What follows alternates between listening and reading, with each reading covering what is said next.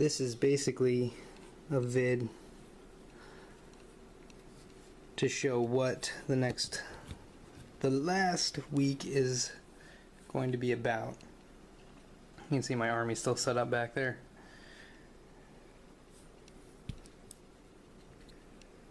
This is Secret Weapon crushed glass,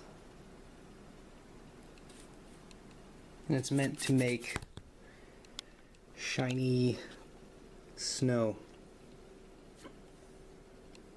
So this is actually going to be kind of an itinerary vlog, if you will, to kind of explain what the schedule is going to be for next week. These are all Highland tufts from Army Painter. Never used this kind of stuff before, so we'll see how it goes. Basically, we are making snow bases with dead weeds coming out of them for all of my guys, including the 3, or I should say 8 special models in the army, the 5 Blood Knights and the 2 Necromancers and the Vampire that you saw for the first time in the last vid. The Necromancers, by the way, and the Vampire were commissioned by Blue Table Painting, and they are very lovely, as you saw. Spectacular. They did a really good job on those.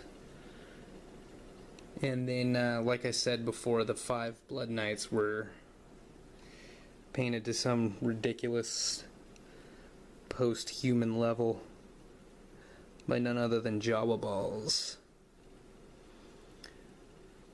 Everything else was done by me in this challenge so far. As you could probably tell, the disparity between the qualities are pretty noticeable, but because they're rank and file, I think it's fine. And what do you want? I'm learning. So anyway,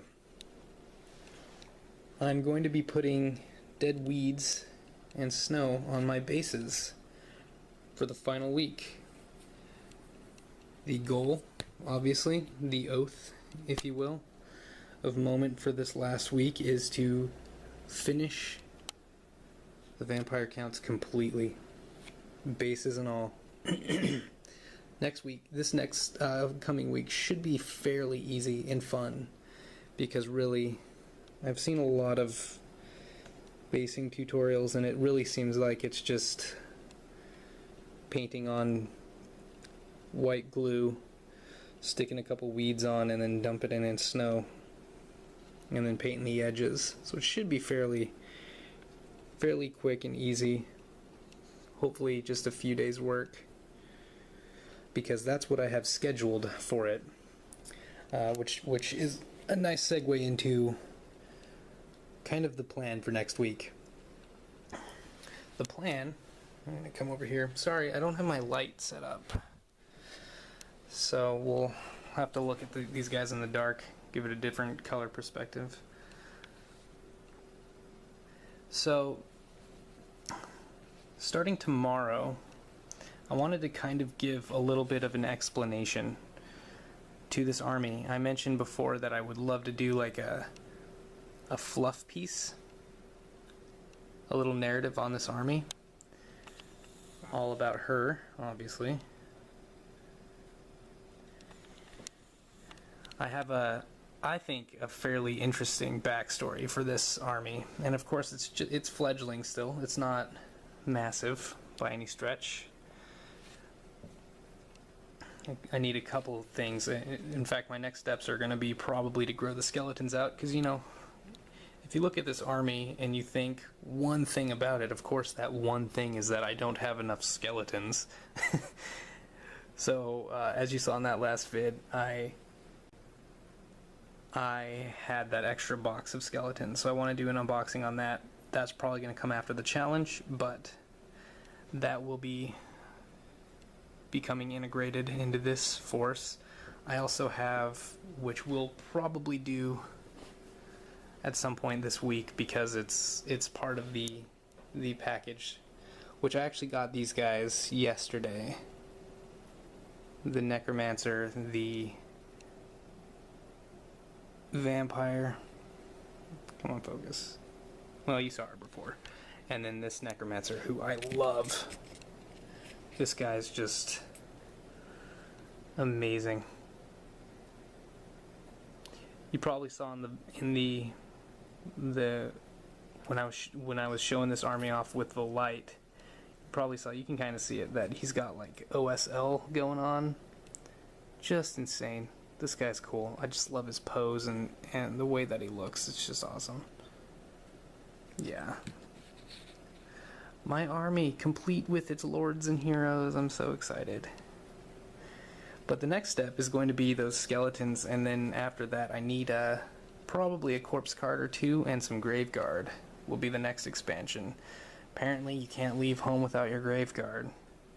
And they're awesome models anyway, so I digress. We should be talking about the schedule. So the schedule is going to be tomorrow, which will be Monday, day 23, will be all about the narrative of this army, kind of explaining first off why we're doing snow, and secondly why these guys, I'm sure you noticed, why these guys look so damn white, at least on the front.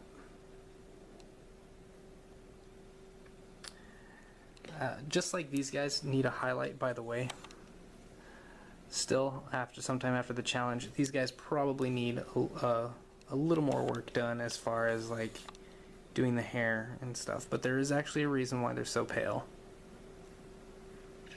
There is a reason. So the video tomorrow will be of no progress. I will not have any progress done. I might have some bases done in the background as like an experiment or something, but I'm not going to show those off. It's going to be all about the story of her and how this whole thing happened and what her motivations are, because that's what I love.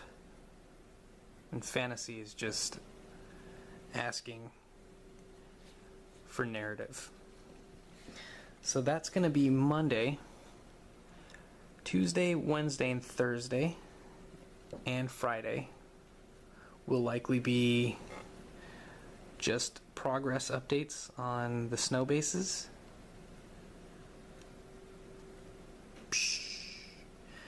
And then Saturday I want to do an unboxing. I actually got, which will I think be the official last day of the challenge. And no better way to wrap up a challenge than showing a bunch of models, new models that will be added to this. It's like starting over. But I got a bunch of, I think it's 60 Mantic zombies in the box that came with these guys from Blue Table Painting. So that's what that video is going to be about on Saturday. And just obviously the wrap up, and once again bending down on my knees and thanking you all so much for, you are the reason behind this. I'm not gonna sugarcoat it at all. If it wasn't for you guys, this would not be a thing. These guys would still be sitting in a chemical bath.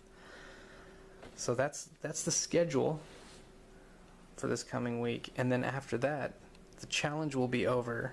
And as a lot of you know, this actually was my first foray into YouTube. I've been a long time viewer of a lot of people for years and years, 3, 4, actually no, it's probably closer to 6 years.